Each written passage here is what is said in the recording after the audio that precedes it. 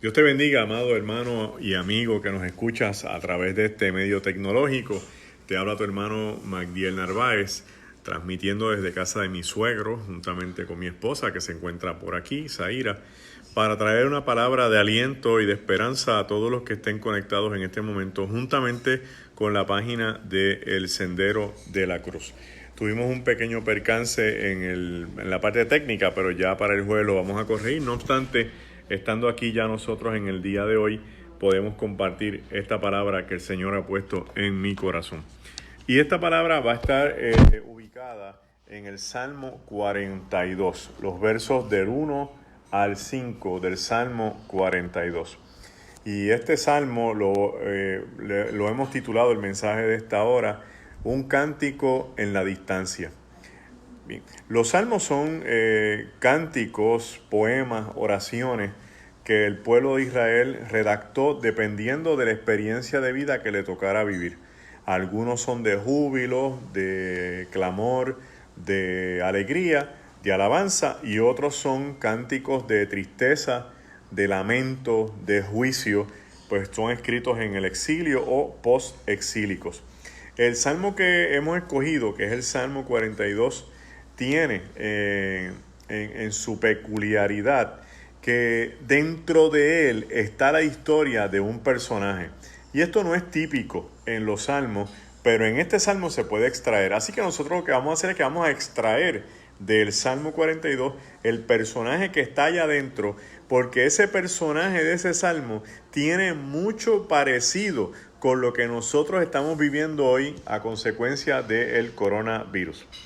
Y vamos a mirarlo desde esta perspectiva en lo que la gente se sigue conectando. Y invito a que le hables a otro para que se conecten y estén con nosotros a través de esta transmisión en vivo. Esta es la siguiente situación del Salmo. El Salmo comienza diciendo: como el ciervo brama por las corrientes de las aguas, así clama por Dios, por ti, oh Dios, el alma mía. Mi alma tiene sed de Dios, del Dios vivo. Y aquí empezamos a mirar algo que no es común y corriente, algo que no es normal. Un ser humano comparándose con un mamífero. Un ser humano en una circunstancia precaria en la cual él está diciendo que su alma está en tal crisis y en tal situación que lo más semejante a él es el ruido, el sonido que emite el venado o el ciervo cuando está en crisis de agua y de sequía. Para entenderlo mejor, uno tiene que buscar un libro de zoología y buscar a ver, ¿verdad?, lo que hacen los mamíferos cuando están en diferentes circunstancias. Y esta explicación de la biología nos dice que los mamíferos tienen la tendencia de emitir sonidos diferentes dependiendo de cuál sea su situación. En otras palabras, que los mamíferos, algunos de ellos tienen sonidos para llamar a su pareja, para aparearse. Tienen sonidos para protegerse. Tienen sonidos para huir del enemigo. Tienen sonidos para avisarse en cuestiones de peligro. Y este autor nos está diciendo que en el caso del Salmo 42, el que está ahí gritando que tiene sed de Dios, él se compara con los siervos que están teniendo sed y están emitiendo un sonido que aparentemente es espeluznante para que los demás lo escuchen. Así que tenemos aquí lo que se llama en la literatura española, en la gramática española, una metáfora, una símil. Él se está comparando, él dice: yo tengo tanta sed de Dios que lo que siento por dentro es equivalente a lo que experimenta un siervo cuando está en sequía, cuando está en crisis existencial. Y él dice bien claro que él tiene sed, pero no es de cualquier Dios, que es el Dios vivo. Vamos a mirar con calma qué está pasando con este personaje en este primer cuadro de 3 que les quiero presentar. Y lo primero que vamos a presentar aquí es cuando un ser humano, cuando usted y yo, cuando nosotros experimentamos sequía que parece que estamos viviendo una crisis espiritual. Fíjense que él tiene sed de Dios. Y yo siempre he pensado que usted y yo, a lo más que podemos tener sed en la vida, es a lo que hayamos experimentado. En otras palabras, que un hijo nuestro no puede venir a decirnos que tiene sed de Coca-Cola si nunca ha tomado Coca-Cola. Por lo tanto, tiene que experimentar primero el sabor de lo que toma para eventualmente luego experimentar la sed de eso que ya ha probado. Si volvemos al Salmo, él dice que tiene sed del Dios vivo. Quiere decir que este hombre es un hombre que ha experimentado a Dios en su vida. Es un hombre que ha tenido la oportunidad de sentir a Dios en su corazón. Es un hombre que lo que haya hecho, que eventualmente lo vamos a definir, ciertamente ha tenido la oportunidad de vivir a Dios y que de momento donde está, en el momento en que se encuentra, Dios no está presente y su crisis empieza a causarle sequía y él quiere gritar como el venado que brama por las corrientes de las aguas, que su mundo se está secando. Se llama en nuestro léxico cristiano crisis espiritual. Cuando usted empieza a experimentar que está seco de Dios y no tiene cómo saciar su sed.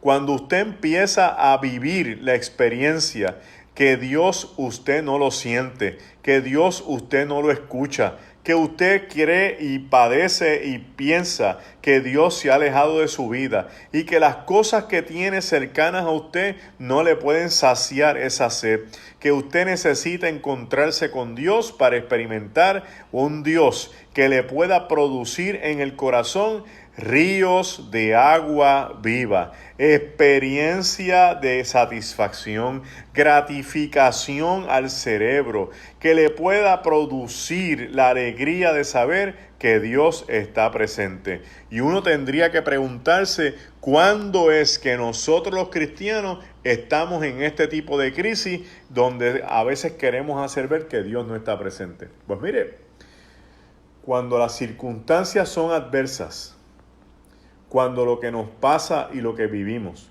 no tiene sentido, cuando somos heridos por una pérdida, pensando que Dios iba a hacer lo contrario, cuando nuestra fe aparenta engañarnos, de momento sucede que nuestra vida empieza a secarse y empezamos a experimentar la sequía dentro de nuestro ser y nuestro corazón.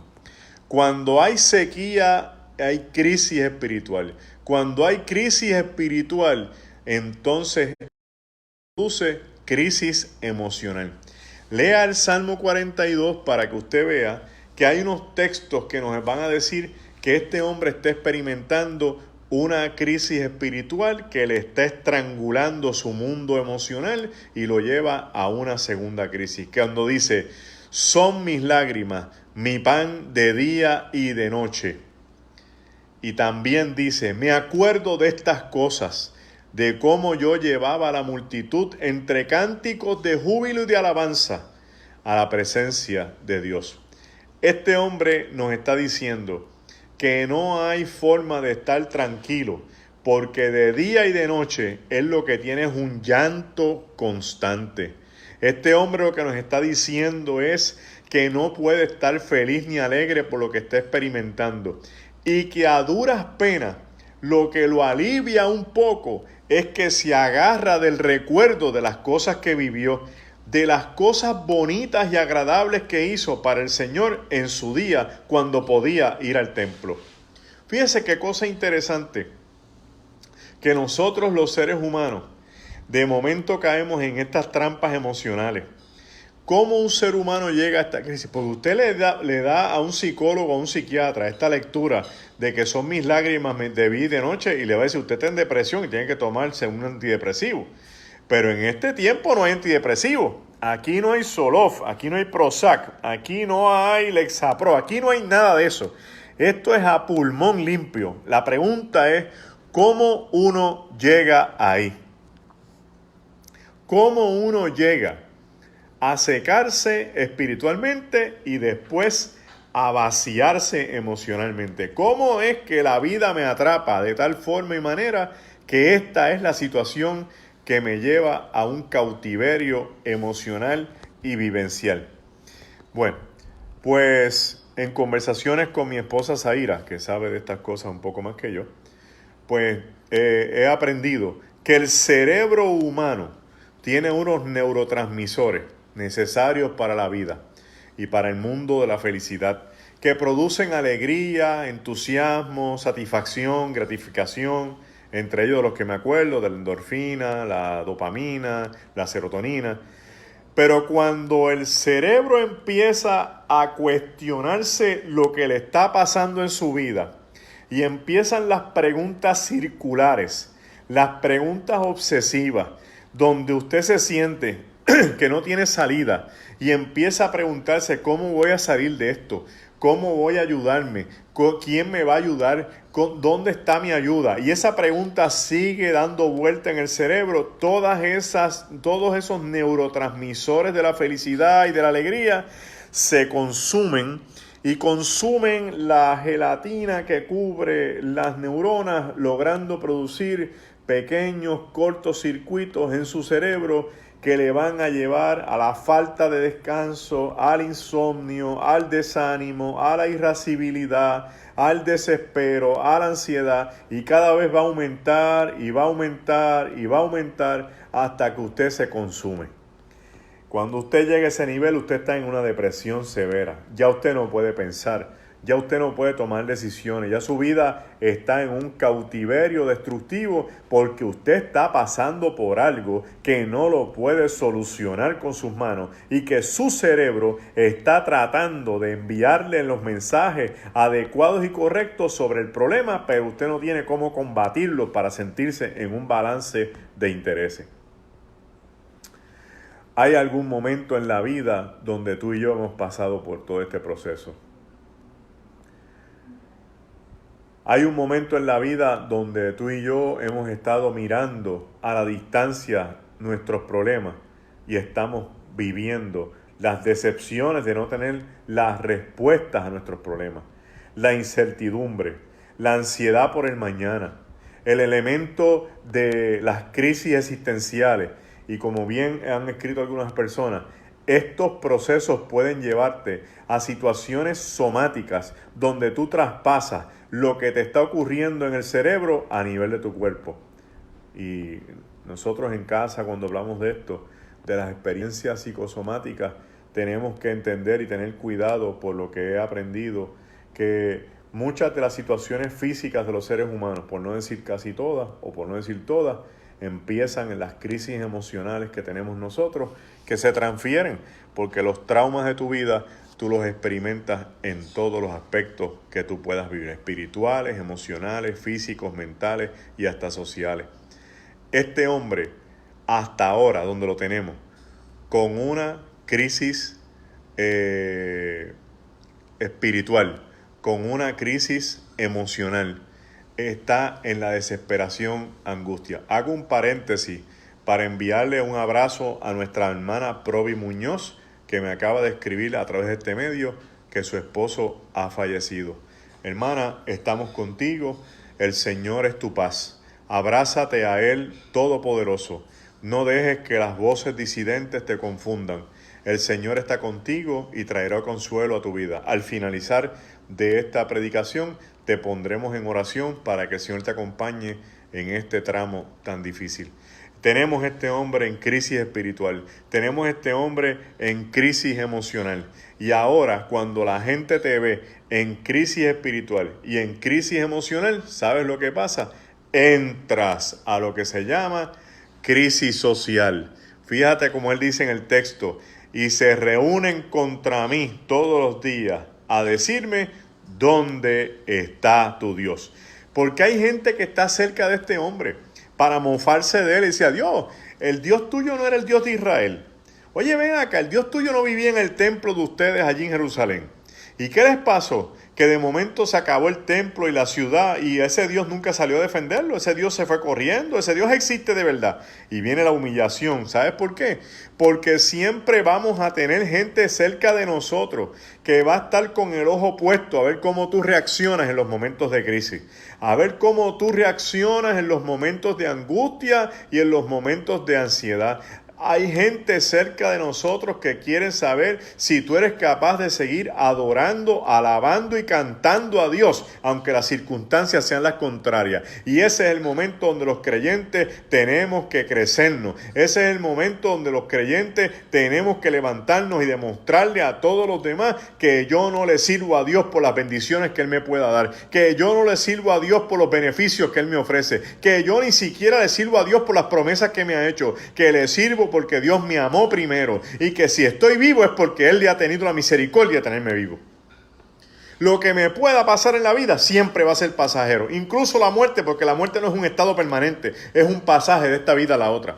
Que lo que pueda estar viviendo no tiene sentido si el Señor no está en mi vida. Que lo que pueda estar ocurriendo a través de las cosas que tú y yo experimentamos no vale la pena mirarlas si no las miramos dentro de los propósitos y los procesos de Dios. Tú piensas que este coronavirus es un asunto que viene porque el mundo quiere fastidiarte la vida. Mira, no, esto el mundo lo está haciendo a espaldas de la humanidad y con informaciones secretas y mil cosas, pero dentro de todo eso, este es un proceso donde Dios se va a glorificar, porque no hay un proceso por encima de Dios, no hay un proceso que pueda dominar a Dios, no hay un proceso que someta a Dios. Por lo tanto, lo que tú experimentes y lo que yo experimente va a cumplir los propósitos de Dios en nuestras vidas como quiera. ¿Tú no crees que eso es razón suficiente para estar alegre? ¿Tú no crees que eso es razón suficiente para estar felices? Para saber que todo pasa, pero el Señor se glorifica en nuestra vida. Y este hombre, viviendo crisis espiritual, crisis emocional, crisis social, dice el texto que él se pregunta: ¿cuándo vendré y me postraré delante del Señor? Y aquí está la clave para que lo miremos con calma. Este es un judío piadoso. Este es un judío que era levita, porque dice que él dirigía el pueblo entre cánticos de júbilo y de alabanza. Este es un judío que le está dando gloria a Dios en la distancia, porque él, para poder presentarse, tiene que volver al templo. Y si él ahora está preguntándose que dónde, en qué momento de su vida va a poder llegar al templo de nuevo, es porque donde está, el templo está lejos, o porque donde está, ya él se enteró que destruyeron el templo. Y entonces él tiene que tomar una decisión como las tomamos todos nosotros. Y ese es el verso 5 del Salmo. Cuando él se para en sus buenos dos pies y dice: no. Yo no puedo estar en esto. Yo tengo en este momento que levantarme. Y él se pregunta: ¿por qué te abates, oh alma mía? ¿Y por qué te turbas dentro de mí? Porque el alma que carga las emociones, que carga los deseos, los impulsos, los sentimientos, empieza a afligirse y amargarse por lo que está viviendo. Pero usted no se puede dejar amargar, usted no se puede dejar entrar en procesos de ajenjo y de amargura. Usted no puede entrar en los lagos de Mara. Usted tiene que revivir y resucitar con la alegría de lo que es la alabanza. Porque si usted empieza a alabar a Dios, las cosas cambian. Para empezar, la presencia de Dios aparece en tu vida vida, porque Él habita en la alabanza. Ya Jesús se lo dijo a la samaritana cuando la confrontó y le dijo que Él buscaba en su día adoradores que lo adoren en espíritu y en verdad. La adoración viene del espíritu, no de la mente. La adoración viene del espíritu, no de la memoria. La adoración viene del espíritu, no de lo que dicen los adoradores de mi iglesia. La adoración no depende de que yo tenga adoradores cantando, no depende si yo toco o no toco guitarra, no depende si tengo buena voz o ninguna voz. La adoración y la alabanza depende de un corazón agradecido que reconoce que en medio de sus circunstancias Dios está presente para que su gloria le cubra y lo vista y lo revista del poder de su Espíritu Santo. Este es el momento de Dios para tu vida. Este hombre decidió no colgar las arpas. Este hombre decidió no callar su voz. Este hombre decidió no silenciarse. Este hombre dijo, no, en esta crisis yo voy a abrir mi boca y voy a alabar al Dios de las alturas. ¿Y sabes qué es lo primero que pasa cuando tú decides alabar a Dios? Que si estabas en sequía, clamando como el ciervo que brama por las corrientes, ríos de agua viva empiezan a correr dentro de ti, porque la alabanza produce esos ríos de alegría, esos ríos de gozo, esos ríos de alabanza. Lo segundo, que cuando tú empiezas a alabar, esa crisis emocional se detiene, porque el cerebro no se puede fragmentar entre estar deprimido y llorando o estar alabando y cantando. Y empieza tú a alabar, aunque tengas deseos de llorar, aunque no tengas deseo de que empieza, porque una vez uno empieza, la alabanza te lleva de la mano a la presencia del Señor. Y si empiezas a alabar, ese asunto de que lloras de noche y de día se acaba, porque empiezas a confiar y a descansar en el Dios de las alturas.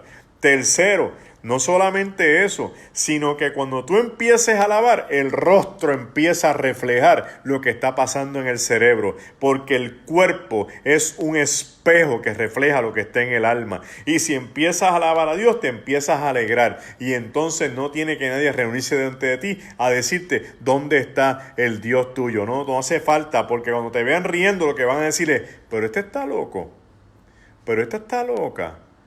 ¿Te das cuenta que la gente que te quiere ver destruido cuando te ve cantando se empiezan a cuestionar que por qué tú estás así? Porque no entienden que tú tienes al lado el Señor que es Rey de Reyes y Señor de Señores. La gente no entiende que cuando uno experimenta la presencia de Dios hay gozo en vez de tristeza, hay alabanza en vez de queja, hay alegría en vez de estas crisis existenciales. Dios es fiel, Dios es verdadero, Dios es Señor, autor y consumador de nuestras alegrías y de nuestros procesos de vida. En este momento quiero que escuches la parte final de esta resolución.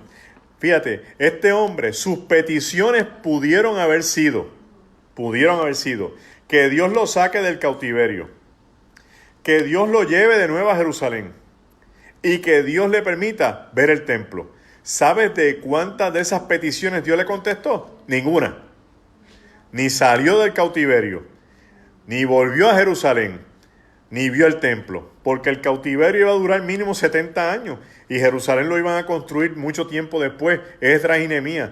No pudo regresar, no salió de allí. Y uno diría, wow, qué tristeza, qué injusticia que Dios no nos permita que nos conceda sus peticiones. Dios debió haberle concedido la petición a este hombre y le debió haber sacado de ese cautiverio y permitirle que llegara a Jerusalén de nuevo. No, hermano, porque Dios no está en estos procesos de la vida para que se convierta en el genio de la lámpara Aladino y me conceda todas las cosas de mi corazón. Dios nos va a conceder aquello que nos conviene en los procesos que nos ha tocado vivir.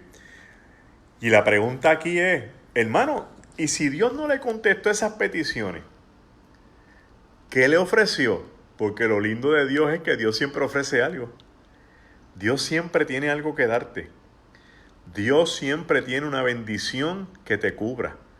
Dios siempre tiene una bendición para tu corazón, porque tú eres su hija, tú eres su hijo, Dios te ama y tú siempre estás dentro del proceso y de la alabanza que pueda generar, a la cual Dios venga y te abrace. Pues mira, Dios le ofreció algo bonito y está en el verso 8 del Salmo 42.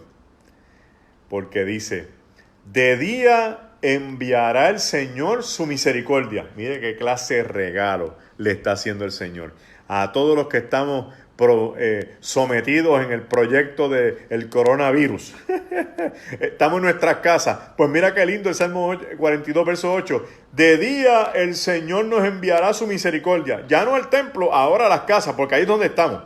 Así que todos los días tú vas a experimentar la misericordia de Dios en tu casa con los tuyos. Ahí, en este acuartelamiento, todos los días vas a estar ahí sometido y Dios va a enviar ahí la presencia de Él para que su misericordia te cubra. ¿Cuándo? Cuando en las mañanas amanezca el día, cuando escuche las aves de los cielos, cuando veas las nubes moviéndose, cuando veas todo lo que Dios está haciendo por ti, aunque no nos merezcamos, ahí está el Señor enviando su misericordia. ¿Y por qué no? De vez en cuando que te llegue una bendición, que puede ser una mano de plátano, que puede ser un plato de comida, puede ser algo de agua, también entra dentro del proyecto de la misericordia de Dios. Dios está presente, Dios está con lo suyo, Dios no deja de hacer su obra, Dios no se ha ido, Dios no se ha callado, el Señor sigue haciendo su obra. Mientras el mundo esté en cuarentena, Dios sigue operando, Dios sigue obrando, Dios se sigue moviendo, Dios sigue sanando, sigue desatando, liberando, restaurando, haciendo su obra, porque a Dios no lo detiene nadie.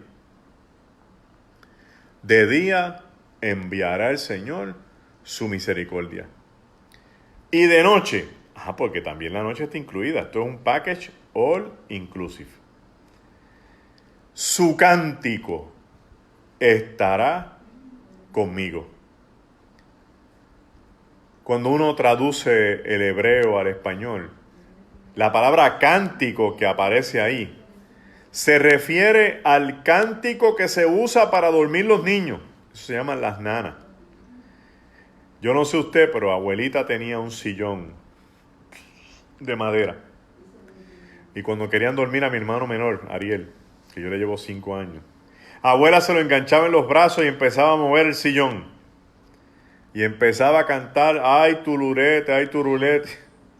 Y en ese sonsonete mi hermano se iba al mundo de los sueños.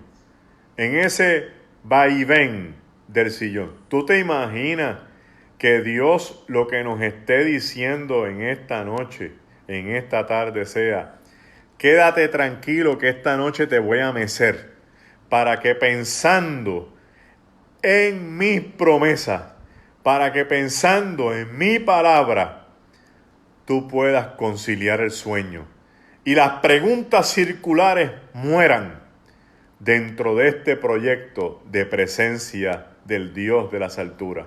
Que su cántico te ponga a dormir, que su cántico te anestesie, que su cántico te deje totalmente rendido en su presencia, para que puedas descansar sabiendo que hay un Dios que mientras nosotros dormimos en esta cuarentena, el día y noche está haciendo su provisión por los tuyos, su provisión por cada uno de nosotros que le amamos. Y como si fuera poco, termina el verso 8 diciendo, y mi oración al Dios de mi vida. ¿Y por qué al Dios de mi vida? Al Dios de la vida, porque antes de que le pasara todo esto, era el Dios del templo, era el Dios de Jerusalén, era el Dios de Israel, y tuvo que venir todo este proceso de crisis para que ahora fuera y se convirtiera en el Dios de su vida. Deja que el Señor te lleve en este momento de las manos para que puedas reconocer que Dios, que a lo mejor tú lo tenías por el Dios del templo, que a lo mejor tú te creías que tenías que ir solamente al templo a encontrarte con Él, Él te va a visitar en tu casa cada día.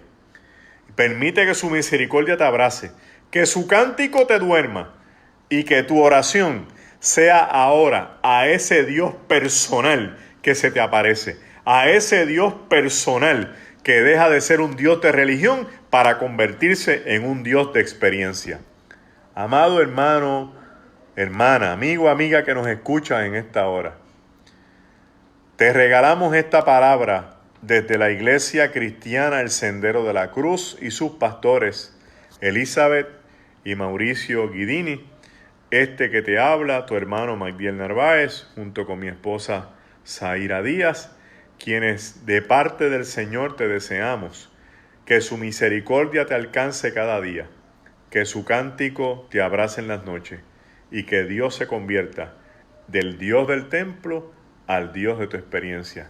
Permíteme orar contigo, no te despegues, y oremos por todos los que han estado entrando pidiendo peticiones y pidiendo oraciones de sanidad, oraciones por los hijos, oraciones por las enfermeras que están dando el máximo en los hospitales, oración por los médicos, oración por la hermana Provi, oración por todas las personas que me han escrito que su experimento no es el coronavirus, que su proceso es el cáncer, oración por personas que me han pedido por fibromialgia. A todos ustedes los tenemos ahora en común acuerdo.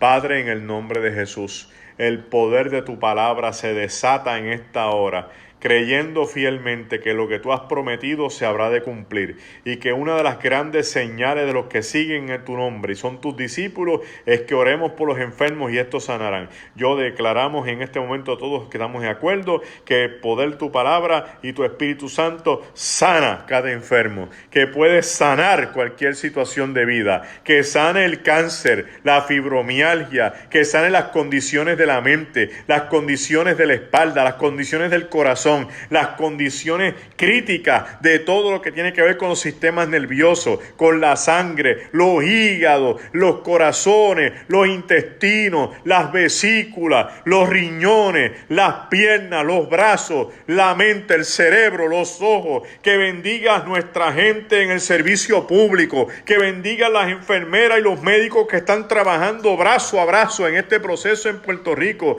que te metas en cada casa y revuelques nuestras vidas con un nuevo avivamiento, que seas tú, Señor, el que unas la iglesia en tu Espíritu Santo, haciendo una obra espectacular, que estamos separados por la distancia, pero unidos en tu Espíritu, aleluya. Que este sea un momento donde tú te crezcas en cada uno de nosotros. Envía tu misericordia a cada vida que nos escucha, a cada casa representada. Envía el cántico esta noche para que descansemos en ti, Señor mío. Envía la palabra de sanidad a cada hogar y a cada vida.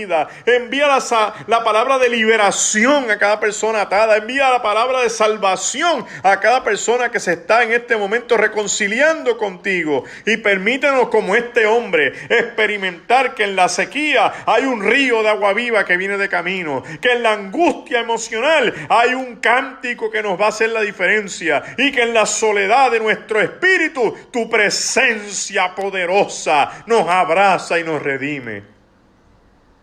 Gracias, Señor, por este momento. Gracias por permitirnos ser de bendición en un momento de tanta crisis, por llevar agua fresca a gente que está sedienta, por llevar pan de vida a muchos que están pasando tanta necesidad. Señor, sé con nuestro pueblo. Ayúdanos a unirnos en una sola fe, en un solo amor y en un solo espíritu, porque eso es lo que tú quieres. Que estemos unidos para cuando tú vuelvas a buscarnos. Señor, permite que podamos dejar a un lado nuestras actitudes egolátricas, nuestra soberbia y prepotencia, nuestro conocimiento, y que seamos rotos por tu Espíritu. ¡Rómpenos! ¡Rómpenos! ¡Quebrántanos! Y haznos uno en ti. Que podamos reconocer que si hay uno grande, ese eres tú. Que nosotros somos meros siervos tuyos, insignificantes, porque sin ti somos nada. Contigo es que tenemos algo de valor, y el valor lo añades tú. Permite que la iglesia tenga un despertar en Puerto Rico, que se despierte una chispa poderosa de tu Espíritu Santo, que encienda carbones donde quiera. Y que al salir de esta cuarentena, nuestras manos puestas en las tuyas sanen los enfermos y los levanten de sus camillas. Nuestras bocas anuncien en el Espíritu la proclamación de este reino poderoso. Y nuestros pies vayan corriendo a anunciar la palabra del reino. Esa es nuestra oración. Esa es nuestra petición. Eso es lo que queremos, Señor, porque solo tú lo puedes hacer. Te pedimos esto y otras cosas más, en el nombre poderoso de Jesús. Amén. Amén y amén. No te retires de nuestra programación a través de los lives del Sendero de la Cruz. Tu servidor, Magdiel Narváez, regresa el jueves a las 5 con otro mensaje para ti, para tu familia y también para nosotros, porque el Señor habla para los dos lados, para ti y para mí. Dios te bendiga y recuerda, su misericordia llega de día, su cántico va a llegar esta noche y el Señor va a ser del templo el Señor de tu vida. Que Dios me los bendiga grandemente. Un abrazo en el nombre del Señor de parte de nuestra familia.